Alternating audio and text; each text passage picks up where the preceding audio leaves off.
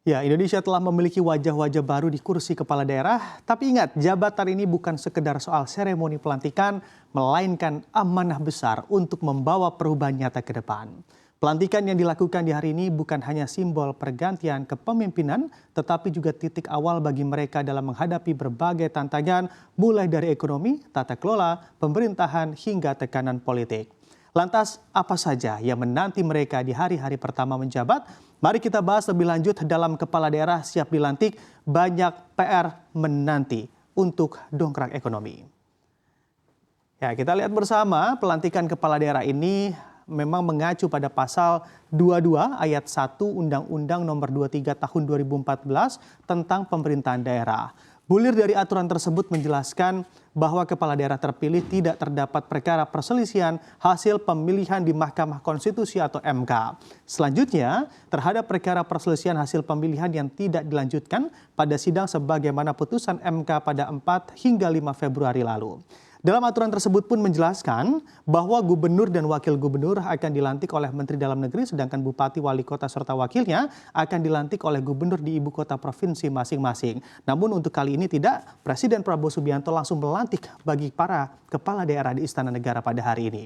Nah, setelah pelantikan, kepala daerah pun akan mengikuti agenda retret yang berlangsung di Akademi Militer atau Akmil Magelang, Jawa Tengah pada 21 hingga 28 Februari 2025. Pemerintah menyebut retret ini sebagai upaya menyelaraskan visi kepala daerah dengan kebijakan nasional yang ada. Selain itu, retret juga akan diisi dengan sesi kepemimpinan, pembekalan strategi pembangunan daerah, serta peningkatan dari wawasan kebangsaan. Namun di balik tujuan mulia ini, ternyata tidak sedikit kritik yang bermunculan dan kita akan lihat di slide selanjutnya. Nah, di sini beberapa pihak mempertanyakan efektivitas dari retret ini. Bahkan kritik datang dari para ekonom dan akademisi yang menilai bahwa program ini terlalu militeristik dan tidak relevan dengan tantangan spesifik di masing-masing daerah. Nah, seperti halnya menurut Ali Shahab, seorang pengamat politik dari Universitas Indonesia yang menilai bahwa retret hanya memperlihatkan karakteristik militer yang semakin kuat di bawah Presiden Prabowo Subianto. Seharusnya supremasi sipil tetap dikedepankan dalam pemerintahan Republik ini. Presiden Prabowo harus lebih mentransformasi model kepemimpinannya mengarah kepada kepemimpinan sipil dalam hal yang ini tentunya. Tidak militeristik begitu ya. Selain itu, retret selama 7 hari ini disebut juga sebagai bentuk pemborosan anggaran dan bertentangan dengan kebijakan efisiensi yang saat ini juga digaungkan oleh Presiden Prabowo Subianto. Sementara itu, menurut Direktur Eksekutif Lingkar Madani Indonesia, Ray Rangkuti mengatakan antara materi retret dengan target penyamaan visi misi tidaklah sinkron. Pasalnya, dalam ini menurut Ray Rangkuti begitu ya, materi retret ini lebih bernuansa hubungan pemerintah pusat dengan pemerintah daerah serta bernuansa militer dalam retret yang akan diadakan di Akademi Militer Magelang nanti. Kedua hal itu tidak berhubungan dengan tata kelola pemerintahan yang baik dan juga benar. Jika yang dibutuhkan adalah kepemimpinan yang kuat dan inovatif, maka memang seharusnya pembekalan dilakukan dengan pendekatan yang lebih praktif dan juga lebih berbasis solusi yang nyata. Lalu tuntutan apa yang tentunya harus dihadapi kepala daerah ke depannya? Kita lihat di slide selanjutnya. Nah, di sini dengan keterbatasan anggaran karena efisiensi dan juga tuntutan begitu ya dari Presiden Prabowo untuk efisiensi dalam hal ini, kepala daerah harus berpikir out of the box dalam mengelola keuangan daerahnya masing-masing. Program-program begitu yang tidak berdampak langsung bagi masyarakat haruslah dipangkas dan setiap rupiah yang dikeluarkan harus memberikan hasil yang maksimal. Salah satu tantangan terbesarnya adalah menciptakan terobosan dalam menggali sumber pendapatan daerah tanpa terus-menerus mengandalkan dana transfer dari pemerintah pusat.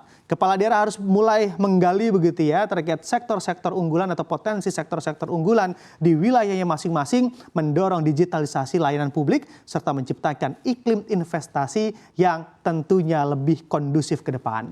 Lalu tantangan apa juga yang harus dihadapi para kepala daerah saat ini? Kita lihat di slide selanjutnya.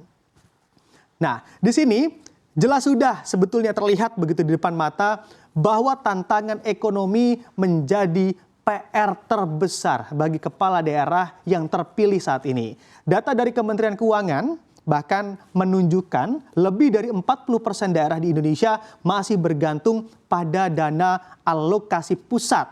Nah, jika kepala daerah tidak kreatif dalam mencari sumber pendapatan lain, maka resiko dari defisit anggaran, nah APBD dalam hal ini bisa semakin membesar ke depannya.